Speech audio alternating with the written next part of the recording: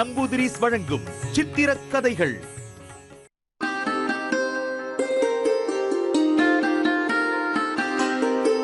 வாழ்க்கையறிந்த மகான்கள், இதயம் புரிந்த மகான்கள், உணர்வு ஊட்டிய மகான்கள், நீதி புகட்டிய மகான்கள், பாரத தேச மகான்கள்.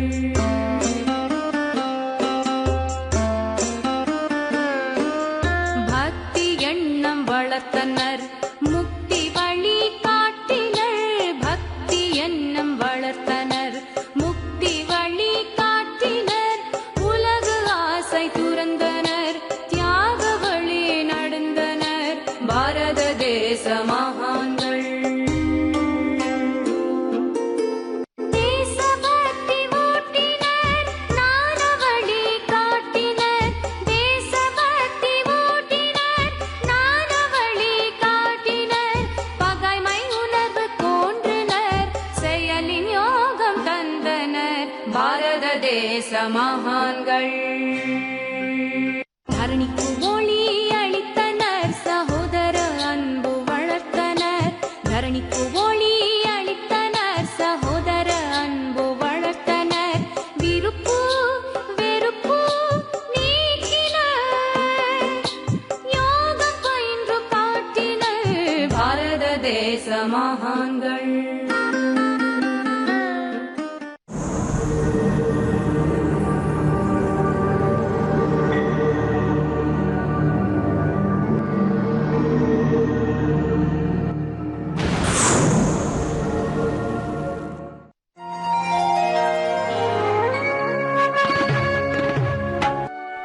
1887 ஆண்டு முற்பகுதியில் சுவாமி விவேகானந்தர் கொல்கத்தாவிற்கு திரும்பினார்.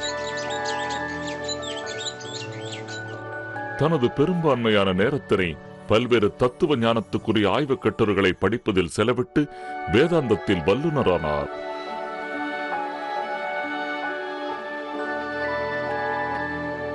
அனைத்து இடங்களிலிருந்து மாணவர்கள் கூட்டமாக அவரை நோக்கி படையெடுத்து வந்தனர். சுவாமியின் விவேகமுள்ள நுண்ணறிவு வாய்ந்த சொற்பொழிவினை கேட்க அவர்கள் அனைவரும் விரும்பினர். 1888 ஆண்டில் இந்தியாவின் அனைத்து இடங்களுக்கும் ஒரு சாதாரண யாசகனாக பயணம் செய்ய அவர் முடிவெடுத்தார். தனது நாட்டு மக்களால் சந்திக்கப்படுகின்ற கடுமையான மனவேதனைகளின் அனுபவத்தினை இடையீடின்றி நேரடியாக பெற அவர் விரும்பினார்.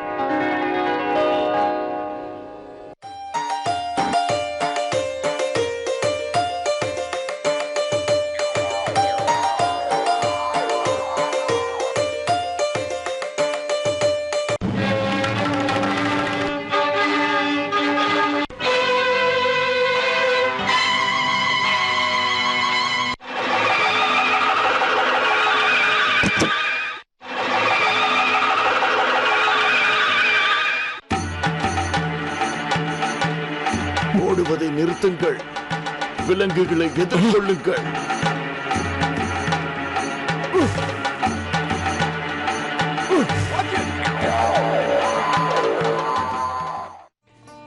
இது ஒரு மகத்தான பாடம். அச்சம் தரக்கூடியவைகளை நாம் எதிர்கொள்ள வேண்டும்.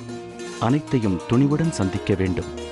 நாம் ஆபத்திலிருந்து தப்பியோடுவதை நிறுத்த முடிவு செய்யும் போது அந்த குரங்குகளைப் போல அனைத்து கடும் துன்பங்களும் நம்மை தொடர்ந்து வருவதிலிருந்து பின்வாங்கும்.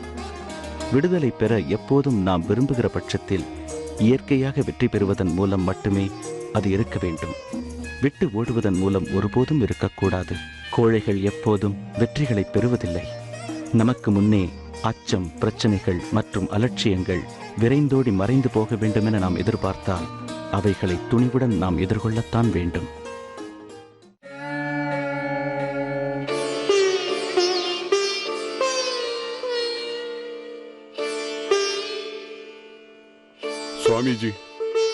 சுவாமிஜி, உங்கள் சகோதரர் சீடர் பல்ராம் போஸ் இயற்கை எய்துவிட்டார். நான் மிகவும் வருந்துகிறேன்.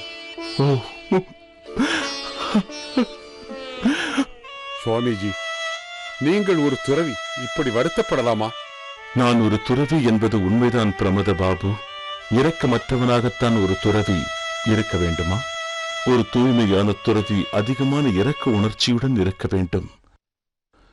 நாம் சாதாரண மனித பிறவிகள்.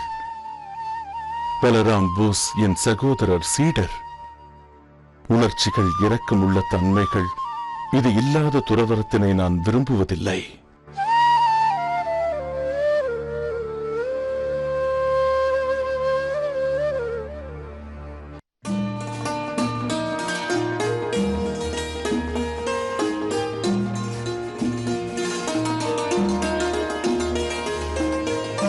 சுவாமிஜி, இவர் முன்சி ஜக்மோகன் லால். இவர் கேத்ரி நாட்டு மன்னரின் தனிச் செயலராக இருக்கிறார். வரவேண்டும் முன்ஷிஜி. சுவாமிஜி, கேத்ரி நாட்டு மன்னர் உங்களை சந்திக்க விரும்புகிறார். தயவு செய்து அரண்மனைக்கு வாருங்கள். விஜயம் செய்கிறேன். அழைப்பிற்கு நன்றி. சுவாமிஜி, என் மனதில் உள்ள சில விஷயங்களை சொல்ல தாங்கள் எனக்கு அனுமதி தருவீர்களா? தாராளமாக. சுவாமிஜி, நீங்கள் இந்து மத துறவி. ஒரு இஸ்லாமியரின் இல்லத்தில் இருக்க எப்படி முடிகிறது? என்ன சொல்கிறீர்கள்? நான் ஒரு சந்நியாசி. சமூக நடைமுறை மரபுகளுக்கு அப்பாற்பட்டவன். யாருடனும் நான் உணவு கொள்ள முடியும். அதை இறைவன் அனுமதிக்கிறார். சமய நூல்கள் அனுமதிக்கின்றன. ஆண்களிடத்திலும் பெண்களிடத்திலும் தெய்வீக தன்மையை பார்க்கிறேன். அனைவரும் இறைவனின் குழந்தைகள். உங்களைப் போன்றவர்கள் எதிர்ப்பு தெரிவித்து குற்றமும் காண்கிறீர்கள். இறைவன் சமய நூல்களைப் பற்றி உங்களுக்கு எதுவும் தெரியாது. எதிலும் தெய்வீக தன்மையை காண்கிறேன். சின்னஞ்சிறு படைப்பிலும் தெய்வீகத்தன்மை புலனாவதை நான் பார்க்கிறேன். மதங்கள் அல்லது ஜாதிகளில் உயர்ந்தது மற்றும் தாழ்ந்தது எனும் வேற்றுமை எனக்கு இல்லை. சிவ சிவா, இது போன்ற சொற்களை கேட்பது செவிகளில் கொதிக்கும் எண்ணெயை ஊற்றுவது போல் இருக்கிறது. நான் மிகவும் வருந்துகிறேன் சுவாமிஜி. தயவு செய்து என்னை மன்னிக்கவும். கேத்ரி நாட்டு மன்னரை உங்களுக்கு சேவகம் செய்ய தயவு செய்து அனுமதியுங்கள். தங்களுடைய விருப்பப்படியே ஆகட்டும். சுவாமியும் அவரது சீடரும் கேத்ரி நாட்டு மன்னரின் அரண்மனைக்கு வந்தனர். மன்னர் அவர்களை உள்ளன்புடன் வரவேற்று அவர்களுக்கு சேவகம் புரிந்தார். அஜித் சிங்ஜியின் அரண்மனையில் தங்குமாறு சுவாமிஜி கேட்டுக் கொள்ளப்பட்டார். ஒரு நாள் மாலை மன்னர் ஒரு இசை கச்சேரி நிகழ்ச்சியினை தொழில்முறை நாட்டியக்காரியின் மூலமாக ஏற்பாடு செய்தார். இந்நிகழ்ச்சியில் பங்கேற்க சுவாமிஜிக்கு அவர் அழைப்பும் விடுத்தார். இல்லை, நான் அங்கு போக முடியாது. நான் ஒரு சந்நியாசி. விருந்து நிகழ்ச்சியில் பங்கேற்பது என் கொள்கைக்கு முரண்பாடானது.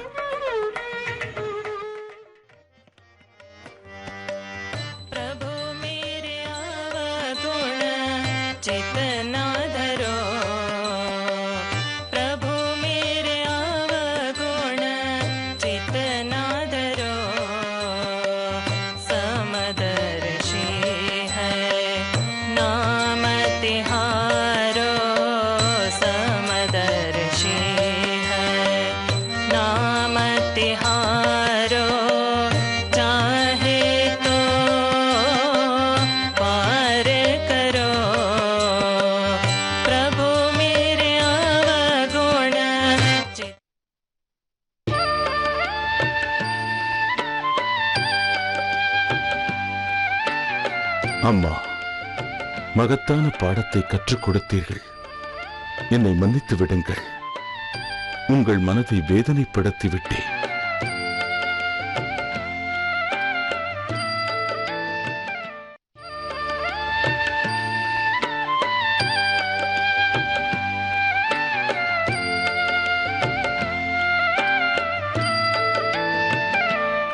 ஹரிபாய், பெயரளவிலான உங்கள் மதத்தினை பற்றி எனக்கு இன்னும் எதுவும் புரியவில்லை. ஆனால் அளவுகோலிற் கெட்டாத அளவிற்கு என் இதயம் விரிகிறது. மற்றவர்களுடைய வேதனை பற்றியும் அறிய நான் மிகவும் விரும்புகிறேன். என்னை நம்புங்கள். யாரேனும் இன்னலில் வாடும்போது நானும் துடித்துப் போகிறேன். சுவாமிஜி, நீங்கள் மகத்தானவர். இதே போல்தான் கௌதம புத்தரும் வருந்தினார். அன்பான இதே சொற்களை அவரும் வெளிப்படுத்தினார்.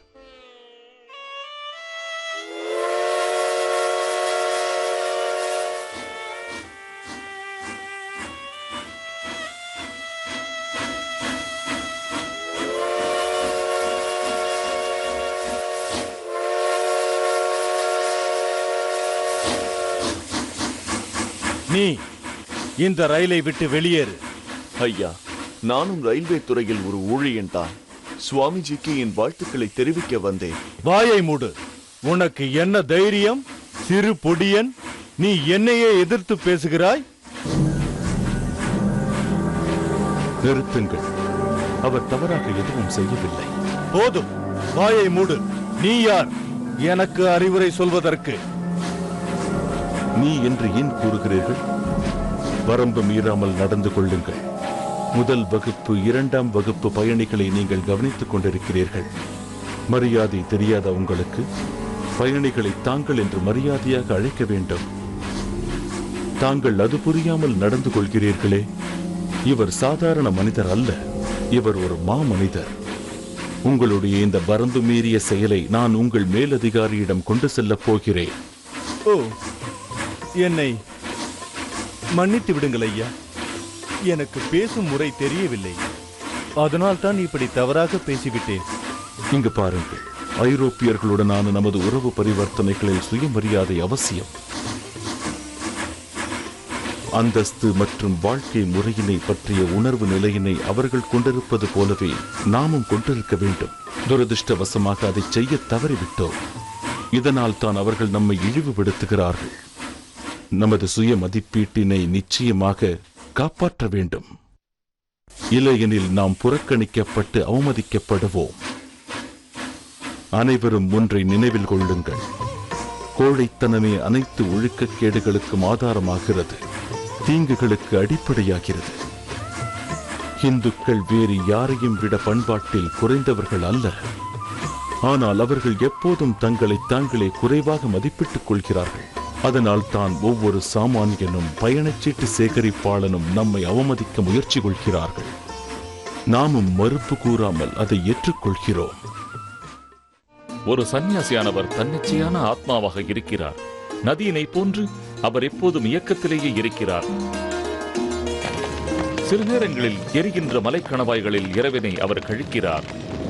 சில சமயங்களில் அரசனின் அரண்மனையில் இரவினை அவர் கழிக்கிறார்.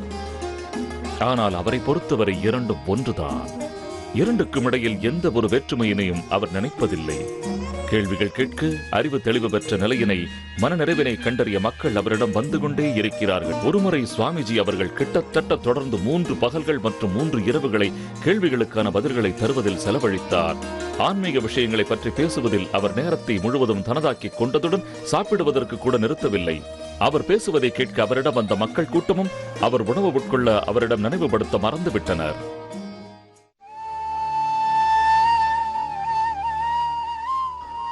சுவாமிஜி, 3 நாட்களாக நீங்கள் பேசியுள்ளீர்கள். ஒரு மிடறு தண்ணீர் கூட நீங்கள் குடிக்கவில்லை. இது என்னை வேதனையில் ஆழ்த்தியுள்ளது. தயவு செய்து நான் சாப்பிட ஏதாவது தாருங்கள். சுவாமிஜி, நானே தாழ்ந்த நிலையில் உள்ள நான் தீண்டியுள்ள இந்த ரொட்டியினை நான் உங்களுக்கு எப்படி தர முடியும்? பண்படாத கோதுமை மாவு மற்றும் பருப்பினை நான் எடுத்து தருகிறேன். உங்கள் விருப்பப்படி நீங்கள் அவைகளை தயார் செய்து கொள்ளலாம். நிச்சயம் இல்லை. அந்த ரொட்டியினை எனக்கு கொடு. அதை உண்பதில் மகிழ்ச்சி கொள்வேன். சுவாமிஜி, இதனால் நான் தண்டிக்கப்படுவேனே. இதை மக்கள் பார்த்தால் என்னவாகும்? என்னை அடிப்பார்கள். கவலை வேண்டாம் குழந்தாய். உணவினை தயவு செய்து எனக்கு கொடு.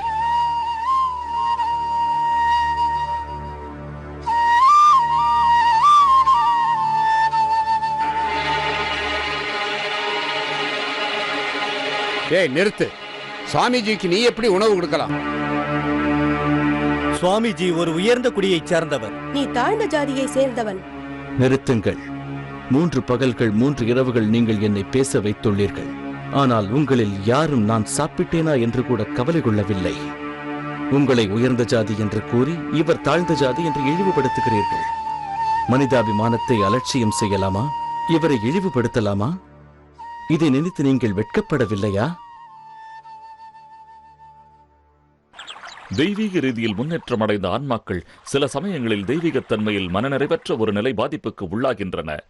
சுவாமிஜி ஒருமுறை உயர்வான முக்கிய குறிக்கோளை அடைவதில் மனத்தளர்ச்சி அடைந்து நம்பிக்கை இழந்தார். இறைவனை உணர்ந்து கொள்ள அவர் விரும்பினார். ஒரு காட்டிற்குள் நுழைந்தார். ஓ, இந்த வாழ்க்கை பயனற்றதாக உள்ளது.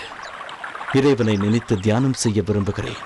நாள் முழுவதும் அவர் காட்டிற்குள் சுற்றி அலைந்தார். உணவோ அல்லது தண்ணீரோ இன்றி அவர் இயற்கையினை அனுபவித்து மகிழ்ந்தார். மரங்கள், பள்ளத்தாக்குகள், மலைகள் அனைத்தும் கடவுளின் கைவண்ணம். சுவாமிஜி இறைவனுடனான ஒன்றை உணர்ந்தார். கதிரவன் மறையும் நேரத்தில் அவர் சோர்வாக உணர்ந்தார். அவர் ஓய்வெடுத்துக் கொண்டிருக்கையில் புலி ஒன்று வஞ்சகமாக அவரை நோக்கி வந்தது. சுவாமிஜி உயிரை தியாகம் செய்ய துணிந்து கீழே அமர்ந்து அது தன்னால் பாய்வதற்காக காத்திருந்தார். குறைந்தபட்சம் ஒரு பசியுள்ள விலங்கிற்கு என்னை பரிமாற வாய்ப்பு கிடைத்துள்ளது. இதைவிட உலகிற்கு வேறொரு நல்லதை செய்ய முடியும் என்று எனக்கு தோன்றவில்லை. புலி அவருக்கு நெருக்கமாக வந்தது. ஆனால் ஏனோ காரணத்திற்காக அது அவரை தாக்கவில்லை. அது இங்கும் அங்குமாக திரும்பி காட்டிற்குள் சென்று மறைந்தது. சுவாமிஜிக்கு தன் கண்களையே தன்னால் நம்ப முடியவில்லை. புலி திரும்ப வந்து அவரை சாப்பிடும் என அவர் காத்திருந்தார். இரவு முழுவதும் காத்திருந்தும் புலி திரும்பி வரவில்லை.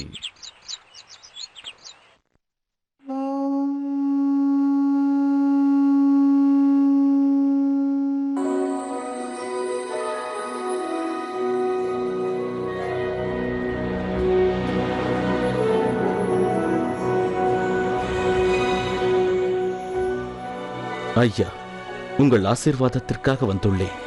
தெளிந்த அறிவுள்ள மனிதனாக நீ காண்கிறாய். என் ஆசீர்வாதம் உனக்கு எதுக்கு? நான் ஒரு சாதாரண திருடன்.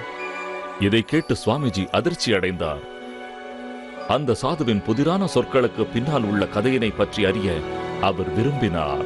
காஜி போரில் உள்ள உயர்ந்த போற்றுதலுக்குரிய யோகியான பவஹரி பாபா பற்றி உனக்கு தெரிந்திருக்க வேண்டும். ஆம், தனிப்பட்ட முறையில் அவரை நான் நன்கு அறிவேன்.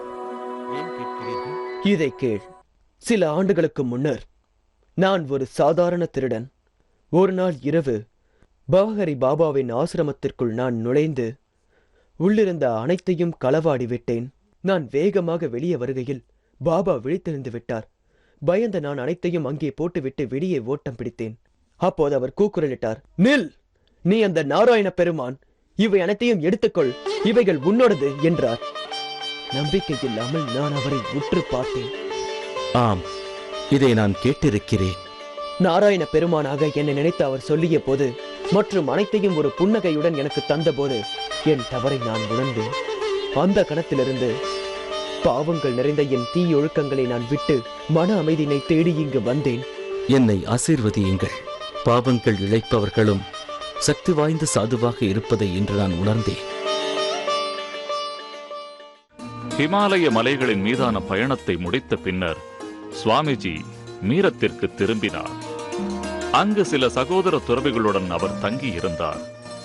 அவர்கள் அங்கு ஒன்றாக சேர்ந்து தங்கியிருந்து இரண்டாவது வரணகுரை மடத்தை உருவாக்கினர். பெரும்பாலான நேரத்தினை அவர் படிப்பதில் செலவிட்டார். ஒரே நாளில் முழு தொகுதியையும் அவர் படித்து முடித்து நூலகத்திற்கு அந்த புத்தகத்தை திரும்பத் தருவார். முழு புத்தகத்தையும் உண்மையில் அவர் படித்து விட்டாரா என்னும் சந்தேகம் நூலகருக்கு வந்தது. ஒரு நாள் நூலகர் அவரிடம் கேட்டார், சுவாமிஜி, எனக்கு ஒரு சிறிய சந்தேகம். நான் அறிவேன். சுவாமி அகண்டானந்தா உங்கள் சந்தேகத்தை என்னிடம் தெரிவித்தார். சுவாமிஜி, அந்த முழு புத்தகத்தையும் நீங்கள் ஒரே நாளில் படித்து முடித்து விட்டீர்களா? நான் படித்து விட்டேன். புத்தகத்தில் இருந்து எந்த கேள்வியும் தாங்கள் கேட்கலாம், நான் பதில் கூறுவேன். நூலகர் அவரிடம் பல கேள்விகளை கேட்டார். சுவாமிஜி சரியான துல்லியமான பதில்களை சொல்லும் போது நூலகர் மிகவும் வியப்படைந்தார். ஒரு குழந்தை முதலில் படிக்க துவங்கும் போது ஒரு குறிப்பிட்ட எழுத்தின் மீது கவனத்தை செலுத்துகிறது. பிறகு 2 அல்லது 3 முறை அதை உச்சரிக்கிறது. பிறகு அடுத்த எழுத்திற்கு செல்கிறது. அதன் பிறகு முழு வார்த்தைக்கு செல்கிறது. படிப்பதில் நாம் வல்லுநராகும் போது முழு வார்த்தையின் மேல் நமது கவனத்தை நாம் செலுத்துகிறோம். பலமுறை பயிற்சிக்கு பிறகு ஒரு வாக்கியின் மீது கவனம் செலுத்துகிறோம். அதுபோல மனதினை ஒருமுகப்படுத்தி படித்தோமானால் கண் சிமிட்டும் நேரத்தில் ஒரு பக்கத்தையே நம்மால் படிக்க இயலும். தன்னடக்கம், தொடர்பயிற்சி மற்றும் கவனம், இந்த 3 பண்புகளும் யாருக்கும் இந்த பேராற்றலை பெற உதவுகிறது. இப்படியாக சுவாமிஜி அவர்கள் சரியான பதில் தந்ததை கேட்ட நூலகருக்கு அது மிகுந்த வியப்பை உண்டாக்கியது. மைசூர் நாட்டு மகாராஜா ஸ்ரீ சாமராஜேந்திர வாடியார் சுவாமிஜியை வரவேற்று அரண்மனையில் தங்குமாறு அவருக்கு அழைப்பு விடுத்தார். சுவாமிஜியும் ஏற்றுக்கொண்டார். ஒரு நாள் அரசு தர்பார் மண்டபத்தில்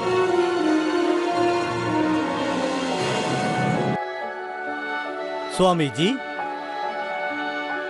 என் அரசவையினரை பற்றி என்ன நினைக்கிறீர்கள்? அரசவையினர் என்றும் அரசவையினரே. சுவாமிஜி, குறைந்தபட்சம் என் திவான் அப்படிப்பட்டவர் இல்லை. அவர் மிகவும் புத்தி கூர்மையானவர் மற்றும் நம்பகமானவர். மேதகை உள்ளவரே, மகாராஜாவிடம் கொள்ளையடித்து அதை பிரிட்டிஷ் அரசின் அரசியல் பிரதிநிதிக்கு அளிப்பவரே ஒரு திவான்.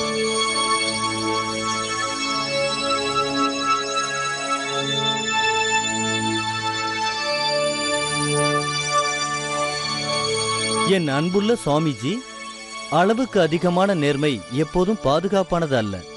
நீங்கள் இப்போது செய்தது போல் தொடர்ந்து என் அரசவையினரின் முன்னால் பேசும் பட்சத்தில் யாரேனும் ஒருவரால் தவறான வழியில் பயன்படுத்தக்கூடும் என்று அஞ்சுகிறேன். என்ன, ஒரு ஒழுக்கமுள்ள சந்நியாசி உண்மை பேச அஞ்சுவதாக நினைக்கிறீர்களா? அதற்கு என் உயிரே விலையாக இருந்தாலும் நான் உண்மையைத்தான் பேசுவேன். மேதகை உள்ளவரே, ஒருவேளை தங்கள் மகன் என்னிடம் வந்து, சுவாமிஜி, என் தந்தையை பற்றி என்ன நினைக்கிறீர்கள் என்று கேட்டால் நான் உண்மையைத்தான் கூறுவேன். உங்களிடம் தவறான ஒழுக்க பண்புகளை கூற விரும்புகிறீர்களா? அத்தகைய ஒழுக்க பண்புகள் நான் தவறாக நேர்மையற்ற முறையில் பேசுவது தகுமா சொல்லுங்கள்? ஒருபோதும் இல்லை. நான் மிகவும் வருந்துகிறேன் சுவாமிஜி. என் அறிவின்மையை தயவு செய்து மன்னியுங்கள். கொல்கத்தா முதல் வாரணாசி வரை, டெல்லி முதல் பிருந்தாவன் வரை, ராஜஸ்தான் முதல் மைசூர் வரை இந்தியாவின் அனைத்து பகுதிகளுக்கும் சுவாமிஜி விஜயம் செய்தார்.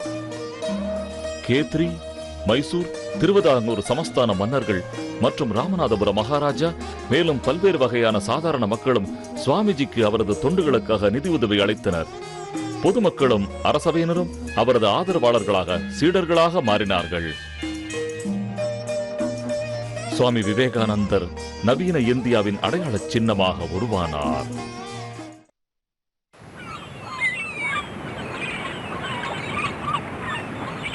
அந்த பாறையின் மேல் ஸ்ரீபாத சிற்பம் அமைந்துள்ளதா? ஆமா சுவாமிஜி, அதேதான். மகத்தான இறைவன் சிவபெருமானை வெற்றி கொள்ள கன்னியாகுமரி தேவியான கடவுள் தானே அமர்ந்து தியானம் செய்துள்ள பாறை இதுதானே? ஆமாம் சுவாமிஜி, நீங்கள் சொல்வது சரிதான். அது எவ்வளவு தூரம் இருக்கும்? சுமார் 2 ஃபர்லாங் இருக்கும்.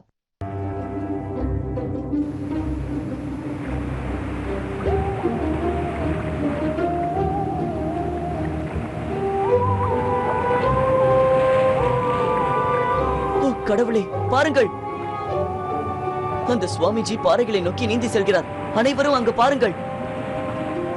என்ன ஒரு துணிவு, என்ன ஒரு மகத்தான பக்தி.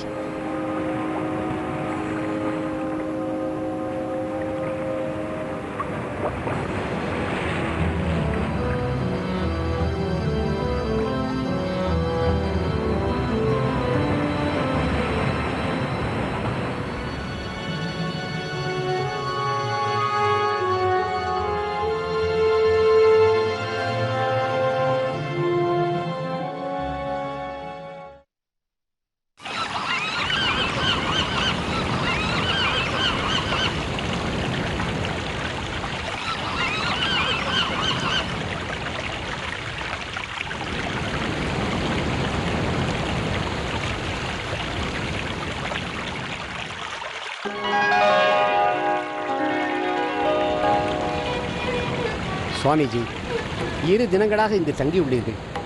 உணவும் தண்ணீரும் இல்லாமல் எப்படி தியானிக்கிறீர்கள்? இந்த பழங்களையாவது சாப்பிடுங்கள். இல்லை, அவைகளை இங்கு வையுங்கள். விரும்பும் போது அதை நான் சாப்பிடுகிறேன். சுவாமிஜி, எங்களோட நகரத்துக்கு வாருங்கள். இங்கு இருப்பது பாதுகாப்பல்ல. தீங்கு விளைவிக்க நான் வரவில்லை. வற்புறுத்த வேண்டாம். இங்கிருந்து செல்லுங்கள்.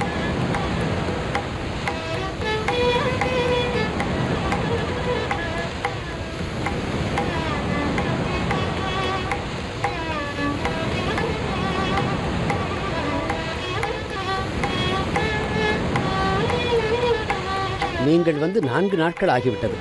இப்போதாவது நகரத்துக்கு வாருங்கள். நிச்சயமாக வாருங்கள், போவோம்.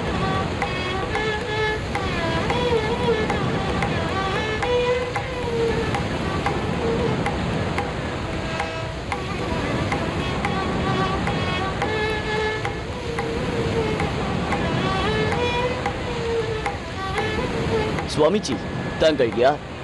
உணவோ அல்லது நீரோ இன்றி இத்தனை நாட்கள் நீங்கள் எப்படி கழித்தீர்கள்? நீங்கள் ஒரு மகத்தான துறவி.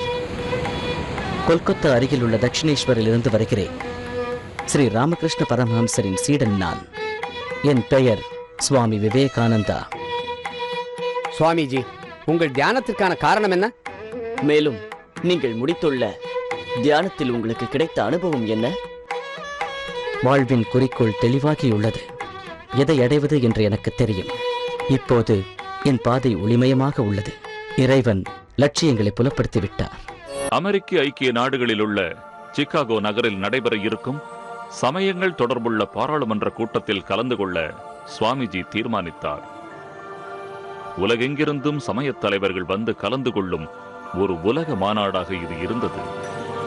சுவாமிஜியின் பயணத்தை கேத்திரி நாட்டு மன்னர் ஏற்பாடு செய்து தந்தார். 1893 ஆண்டு மே திங்கள் 31 நாள் சுவாமி விவேகானந்தர் மும்பையிலிருந்து கடற்பயணம் புறப்பட்டார். சீனா, ஜப்பான் மற்றும் கனடா நாடுகளின் வழியாக அவர் பயணித்தார்.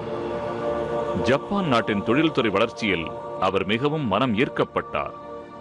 வளர்ச்சிக்காக போராடும் அதே வேளையில் தங்களது பண்பாடுகளை ஜப்பானியர்கள் காப்பாற்றிக் கொண்டு பேணி வருகின்ற விதத்தினை பார்த்து சுவாமிஜி குறிப்பாக மனம் மகிழ்ந்தார். நீண்ட பயணத்தின் போது இந்திய மக்களின் இழிந்த நிலையிலான ஏழ்மை நிறைந்த மனவேதனை, எழுத்தறிவற்ற சாதி மீதான சமயகுருமார்கள் ஆதிக்கம் மற்றும் குடியேற்ற நாட்டினரின் அதிகாரம் பற்றி சுவாமி விவேகானந்தர் ஆழ்ந்து சிந்தித்தார். மேற்கத்திய நாடுகளிடம் இருந்து உதவியினை கேட்க அவர் தீர்மானித்தார். 1893 ஆண்டு ஆகஸ்ட் திங்கள் அமெரிக்க ஐக்கிய நாடுகளுக்கு அவர் வந்து சேர்ந்தார். அமெரிக்காவின் சுறுசுறுப்பான வாழ்க்கை, புதிய கண்டுபிடிப்புகள் மற்றும் செல்வ வளங்களை குழந்தை போன்ற மனக்களிப்புடன் அவர் கண்டு ரசித்தார். திருமதி பர்கே, பேராசிரியர் ஜான் ஹென்றி ரைட் மற்றும் ஹேல் அவர்கள் மூவரும் 1893 ஆண்டு செப்டம்பர் திங்கள் 11 நாள் சுவாமிஜி சமயங்கள் தொடர்புள்ள பாராளுமன்ற கூட்டத்தில் கலந்து கொள்ள அவருக்கு உதவினர்.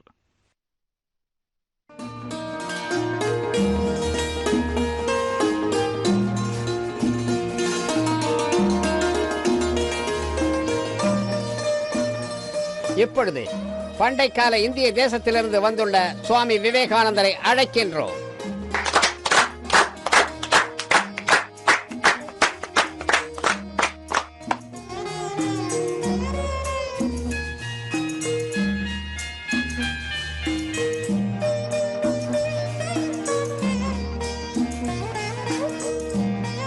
அமெரிக்க நாட்டு சகோதர சகோதரிகளே, நீங்கள் எங்களுக்கு அளித்துள்ள இந்த கனிவான உள்ளன்பு நிறைந்த வரவேற்பினை வர்ணிக்க என்னிடம் வார்த்தைகள் இல்லை. மகிழ்ச்சி தோன்றுகிறது.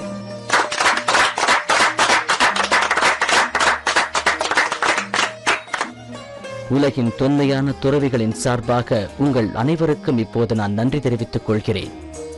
உலகின் அனைத்து சமயங்களின் மூல ஆதாரத்தின் சார்பில் நன்றியை நவில்கிறேன். இந்த உலகின் அனைத்து வகை பிரிவுகளில் உள்ள லட்சோப லட்ச இந்து மக்களின் சார்பாக உங்கள் அனைவருக்கும் நன்றியை தெரிவித்துக் கொள்கிறேன். வெவ்வேறு விருப்பங்கள் வாயிலாக மனிதர்கள் ஏற்றுக்கொள்ளும் வெவ்வேறு பாதையில் உள்ள அடிப்படையினை பல வகையாக அவை இருந்த போதிலும் அனைத்தும் உன்னையே வழிநடத்தி இயக்கும் இதுவே இந்த இந்தியர்களின் தினசரி தொழுகையாக இருக்க வேண்டும். சமய பிரிவு உணர்ச்சி, மூட பக்தி மற்றும் அதன் பயங்கரமான வெறுக்கத்தக்க மதவெறி இந்த அழகு வாய்ந்த பிரபஞ்சத்தினை நீண்ட காலமாக ஆதிக்கம் செலுத்தி வருகிறது. நான் கூறிய இவை அனைத்திற்கும் முடிவு கட்டக்கூடிய ஒரு காலம் இப்போது தோன்றி உள்ளது. வீழ்ச்சி அறிகுறியின் மணியோசையாக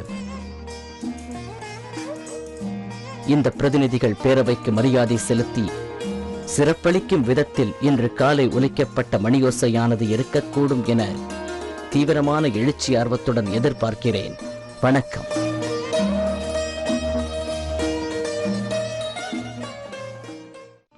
சுவாமிஜி அவர்களின் சக்தி வாய்ந்த சொற்களும் அவரது வசீகரிக்கின்ற ஆளுமை பண்புகளும் பிரதிநிதிகள் பேரவையில் உள்ள மக்களை திகைப்பூட்டி அடக்கி ஆட்கொண்டது. பிரம்மஞான சபையின் நிறுவனரான டாக்டர் அன்னி பெசன்ட் அம்மையார் சுவாமிஜியை பற்றி இவ்வாறு சொன்னார். கவனத்தை ஈர்க்கும் உருவம், மஞ்சள் மற்றும் சிவந்த நிற உடையில் இந்திய தேசத்தின் மகனாக பிரகாசிக்கிறார். சிங்கத்தின் சிரம், ஊடுருவும் கண்கள், எளிதில் அசையும் இதழ்கள், தயக்கமற்ற விரைவான திடீரென உள்ள இயக்கங்கள், மாவீரமுள்ள துறவி உலகின் மிக பழமையான மதத்தின் பிரதிநிதி ஆவார். இந்திய செய்தியினை தாங்கிக் கொண்டு வந்திருக்கிறார். மனிதருக்குள் மாணிக்கமாக செயலாற்றும் வல்லவராக ஒளி வீசுகிறார். சமயங்கள் தொடர்புள்ள பாராளுமன்ற கூட்டத்தின் இறுதி நிகழ்ச்சி பிரிவில் மீண்டும் சுவாமிஜி அவர்கள் உரையாற்றினார். இதன் வாயிலாக இப்பொழுது அவரது புகழ் மேன்மேலும் பெருகி வளர்ந்து அவரது சொற்பொழிவினை கேட்க உலகெங்கும் இருந்து மக்கள் வந்து குவிந்தனர். அவர் பேச எழும்போதெல்லாம் அவருக்கு வணக்கம் தெரிவிக்கப்பட்டு பலத்த வரவேற்பு தரப்பட்டது.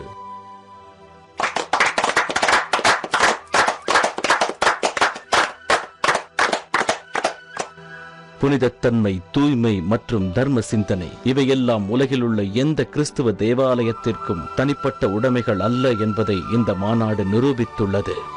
பெருமளவு மிகச் சிறப்பு வாய்ந்த பண்புகள் உள்ள ஆண்களையும் பெண்களையும் இந்த மாநாடு உருவாக்கியுள்ளது.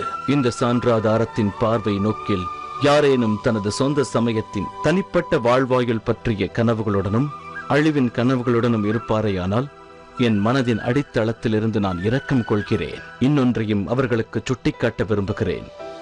மதத்தின் மூலம் கேடு விளைவிக்க நினைப்பவர்கள் விரைவில் அவர்களாகவே அழிவர். உதவி மற்றும் பூசல் இல்லாத நிலை, ஒன்றுபடுதல், அழிவே இல்லாத நிலை, நல்லிணக்கம், அமைதி, வேறுபாடில்லாத நிலை. வணக்கம் சகோதர சகோதரிகளே.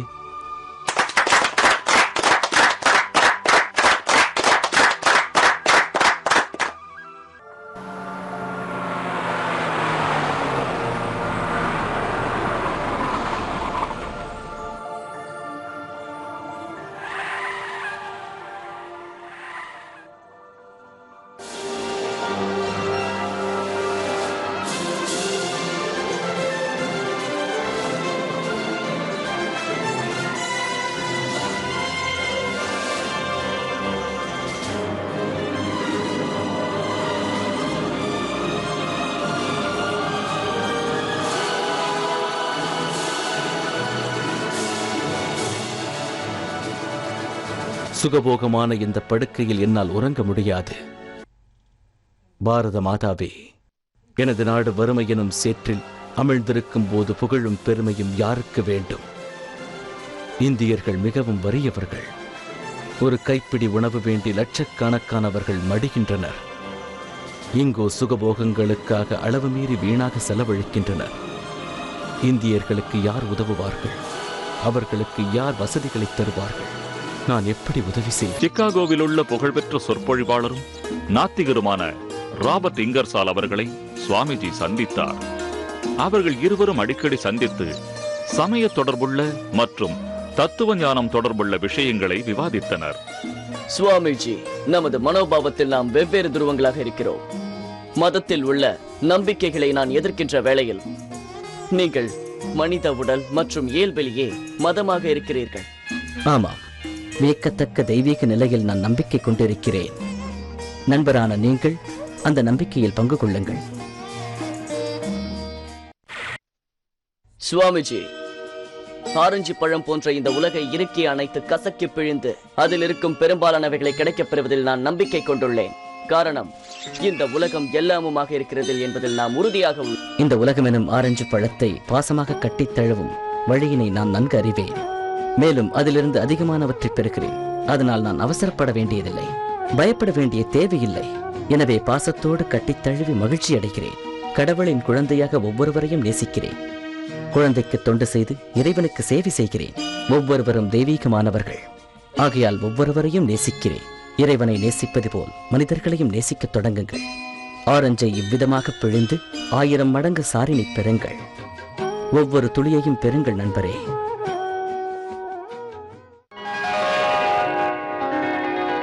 சுவாமிஜி இங்கிலாந்திற்கு வந்து சேர்ந்தார்.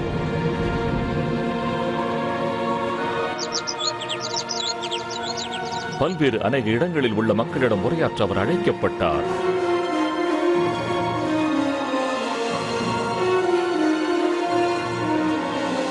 ராஜயோகம், வேதாந்தம் மற்றும் உலகளாவிய சமூக ஒற்றுமை உணர்ச்சி குறித்து சுவாமிஜி தொடர் உரைகள் நிகழ்த்தினார்.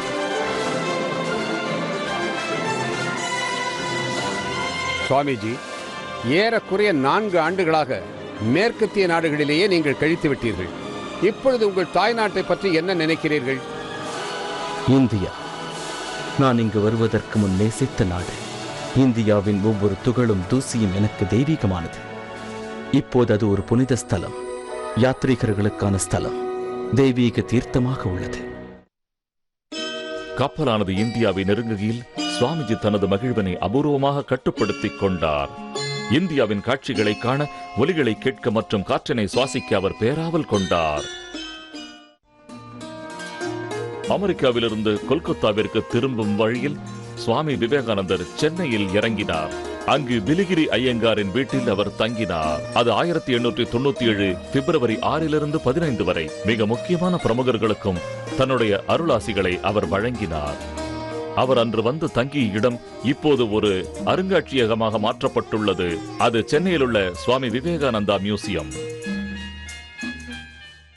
தன்னுடைய பேச்சுக்கள் மற்றும் கடிதங்கள் மூலமாக விவேகானந்தர் அலசிங்க பெருமாளை மிகவும் கவர்ந்தார். அவர் எழுதிய கடிதத்தில், ஒரு விதவையின் கண்ணீரை துடைக்காத கடவுளையோ அல்லது ஏழைக்கு உணவு அளிக்காத கடவுளையோ அல்லது மதத்தையோ நான் நம்புவதில்லை என்று கூறினார். யாருக்கும் உதவி செய்யாது வெறும் ஏட்டில் இருக்கும் சாத்திரங்களை மட்டுமே தான் ஏற்றுக்கொள்ள முடியாது என்றும் அவர் அறுதியிட்டு கூறினார். மன உறுதியுடன் தொண்டாற்ற முன்னேறி செல்பவர்களின் செயல்களையே தான் மதமாக கருதுவதாகவும் கடவுள் அவர்களை ஆசீர்வதிப்பார் என்றும் அவர் கூறினார். சென்னை மண்ணில் பாதங்களை பதித்த பின்னர் சுவாமிஜி பூமி மார்க்கமாக கொல்கத்தாவிற்கு பயணப்பட்டார். போகும் வழியில் ஒவ்வொரு நகரம் மற்றும் மாநகரத்திலும் அவர் உரையாற்றினார். மக்கள் நிறைந்த பெரிய மற்றும் சிறு கூட்டங்களில் உரையாற்றிய அவர் முழுமையான பிரபஞ்சத்தின் தெய்வீக ஒருமைப்பாட்டினை பற்றி பேசினார். ஒவ்வொரு நகரிலும் பெருமளவிலான எக்கால முழக்கத்தினை அவர் தன் உரையின் போது பெற்றார். சுவாமிஜி உலக அணிவரிசையில் இந்தியாவின் மரியாதைக்குரிய இடம் பற்றி, இந்திய மதங்களின் மகத்துவம், சாதாரண மக்களிடையேயும் உட்புகுந்து ஊடுருவி செல்லும் இந்தியாவின் பெருமை மற்றும் அன்பினை பற்றியும் பேசினார். இந்தியாவினை பற்றி ஒரு புதிய சிறப்பு பெருமை மற்றும் நம்பிக்கையினை அவர்கள் உணர்ந்தனர். படிப்படியாக அவர் கொல்கத்தாவிற்குள் முன்னேறி சென்றார். 1897 பிப்ரவரி திங்கள் 20 ஏறத்தாழ 4 வருடங்களுக்கு பிறகு சுவாமி விவேகானந்தர் கொல்கத்தாவிற்கு திரும்பி வந்தார். மேற்கத்திய நாட்டிலிருந்து நம்பிக்கைக்குரிய அவர்களது சீடர்களான மேலும் ஈடி ஸ்டர்டி ஆகியோர் அவருடன் வந்தனர். இந்தியாவின் நெசுக்கப்பட்ட மக்களின் மேம்பாட்டிற்காக செயல்படும் ஒரு இயக்கத்தினை தொடங்க சுவாமிஜி விரும்பினார். மேலும் 1897 மே திங்கள் 1 ஸ்ரீ ராமகிருஷ்ணா இயக்கத்தினை அவர் நிறுவினார். பலராம் போஸ் அவர்களின் இல்லத்தில் இது செயல்பட்டது.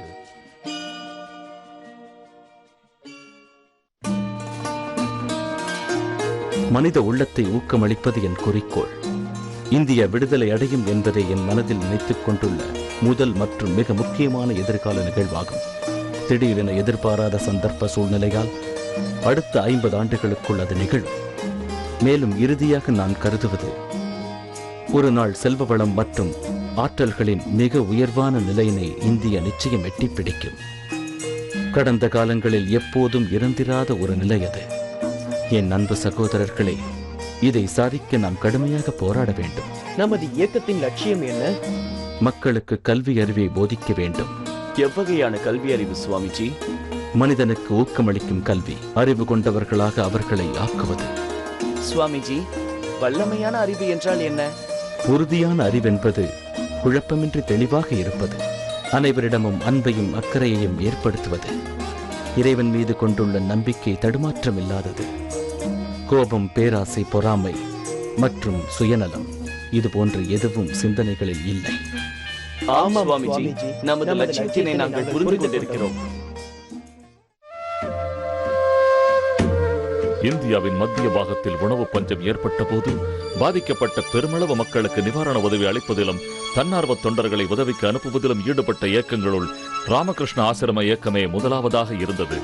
சுவாமிஜி நிவாரண உதவி வழங்கும் அமைப்பில் தானே முன்னின்று செயல்பட்டார். ஒருமுறை பசு பாதுகாப்பு சங்க அமைப்பின் சமய சொற்பொழிவாளர் சுவாமிஜியுடன் உரையாற்ற வந்தார்.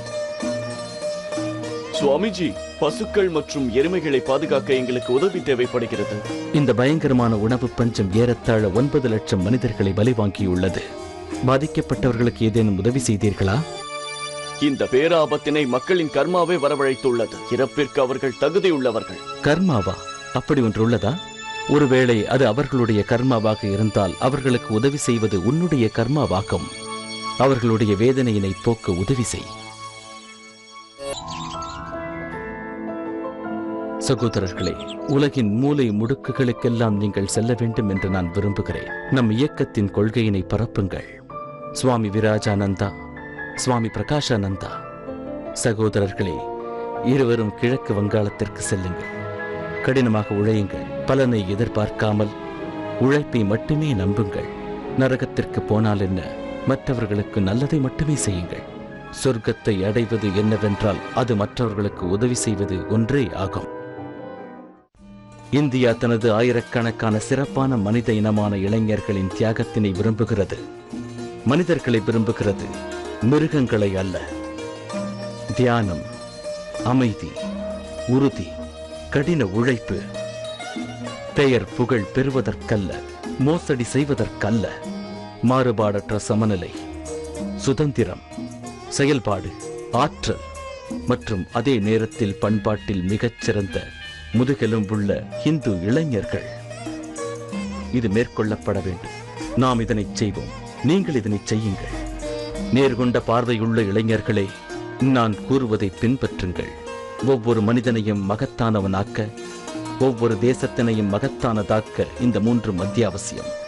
நற்குணம், நல்லொழுக்கத்தின் ஆற்றல், உறுதியான நம்பிக்கை, பொறாமை மற்றும் அவநம்பிக்கை இல்லாதிருத்தல். நல்லவனாக இருந்து நல்லதை செய்து அனைவருக்கும் உதவி செய்யுங்கள். திட்டமிட்டு அனைத்தையும் செயல்படுத்துங்கள். சகோதரர்களே, என்னுடைய துணிவான அச்சமற்ற ஆன்மாக்களே, செயல்படுங்கள், செயல்படுத்துங்கள். எதையும் புகழுக்காக செய்வதை முதலில் நிறுத்துங்கள். உங்கள் கொள்கையினை விடாப்பிடியாக பிடித்துக் கொள்ளுங்கள். பிரதிபலன் எதிர்பார்க்காது உங்கள் முயற்சியை மேற்கொள்ளுங்கள். அனைவரிடமும் அன்பு செலுத்துங்கள். இறைவனிடம் தியானம் செலுத்துவது உங்கள் மனதினை மேம்படுத்தும். ஒரு மனிதனோ இல்லை தேசமோ அடுத்தவரை அடித்து வாழ இயலாது. வறியவர்களுக்கு உதவி செய்யுங்கள். என் சகோதரர்களே, படித்தவர்களை கொண்டு மட்டும் ஒரு நாடு உருவாவதில்லை. அடுத்தவரிடம் அன்பு செலுத்துங்கள். அடுத்தவர்களுக்கு உதவி செய்யுங்கள். அவர்களுக்கு உண்ண உணவு கொடுங்கள். இதுதான் ஒரு நாட்டினை உருவாக்கும்.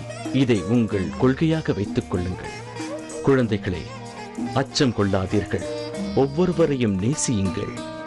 இல்லையெனில் கற்சுவர்களின் வாயிலாக உங்களுக்கான ஒரு பாதையினை உங்கள் பண்புகளானது வேறுபடுத்தி காட்டும். ஆட்சி புரிய வேண்டுமென்றால் பணியாளனாக பழகிக் கொள்ளுங்கள். ஆண்கள் மற்றும் பெண்களில் எந்த வேறுபாடும் வேற்றுமையும் இல்லை. பெண்களையும் முன்னேற்றுங்கள் சகோதரர்களே. அவர்கள் குழந்தைகளுக்கு சேவை செய்வார்கள். இன்றைய குழந்தைகள் நாளைய இந்தியாவை பலப்படுத்தும், சாத்தியமுள்ளதாக்கும். சகோதரர்களே, ஒவ்வொரு தேசத்திற்கும் ஓர் உயிர் துடிப்பு உண்டு.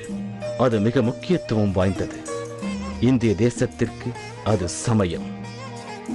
அதை வலிமைப்படுத்துங்கள். குழந்தைகளே, முதலில் நீங்கள் உங்கள் பெரிய திட்டங்களுக்கு உயிர் கொடுத்து மெதுவாக தொடங்குங்கள். பிறகு அதற்கு வேகத்தை தாருங்கள். மேலும் மேலும் உயர்வடையுங்கள். செயல்பாடு, இறப்பின் மேலான உச்சி வரையிலான செயல்பாடு. நான் உங்களை விட்டு சென்றாலும் என் ஆன்மா உங்களோடு செயல்படும். எழுந்திரு, விழித்திரு மற்றும் லட்சியத்தினை அடையும் வரை நில்லாமல் செயல்படு. शृण्वन्तु विश्वे अमृतस्य पुत्राः आयेदामानि दिव्यानि तस्तुः. 1902 ஜூலை திங்கள் 4ஆம் நாளில் தனது 39ஆம் வயதில் சுவாமி விவேகானந்தர் மகா சமாதி அடைந்தார். எத்தகைய ஒரு குறுகிய ஆயுட்கால அளவில் அவர் சாதித்து நிறைவேற்றியவர்களை அநேகர் பற்பல வாழ்நாட்களிலும் சாதிக்க முடியாது. சுவாமிஜி தனது தேசப்பற்று, தனது விழுமிய மெச்சத்தக்க சேவை மற்றும் தனது இரும்பு போன்ற உறுதியான விருப்பம் மற்றும் நோக்கத்தினால் லட்சக்கணக்கானவர்களை தெய்வீக உணர்வில் ஊக்கப்படுத்தினார்.